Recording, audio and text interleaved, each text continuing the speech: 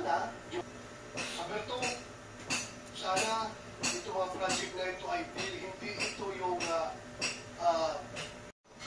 sarap.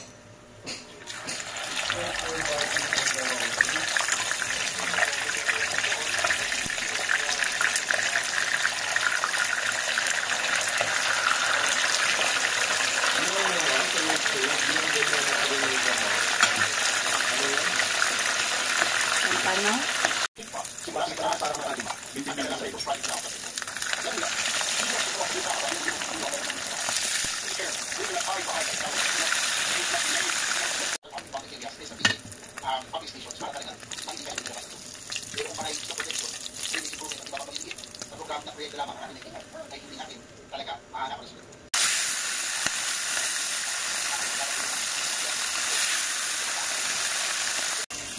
Hindi tama, palpak ang ating flood control program.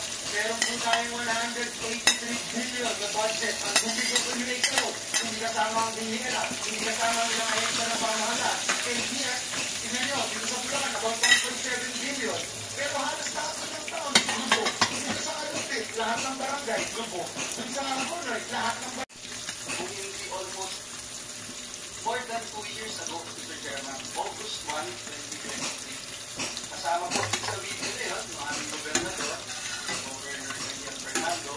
Pinagsama-sama, papalo sa 218.6 billion pesos ngayong taon at 265 billion pesos sa 2024. Mr. Chairman, August 9 po yan, 2025 na po ngayon. Mr. Chairman, nakakalungkot po, Mr. Chairman, dahil sabi nga po ni Senator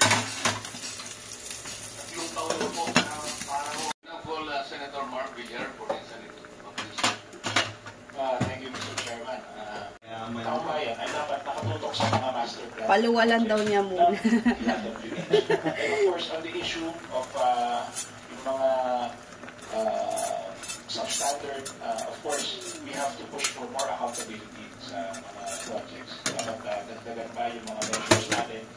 Yung mga substandard projects Bakit?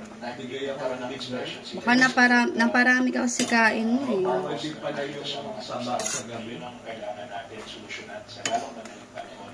So pala sa nakakapag-trigger yun? We have substantive projects. So again, maraming salamat. Of course, I'd like to thank all those who are joining us today for this committee.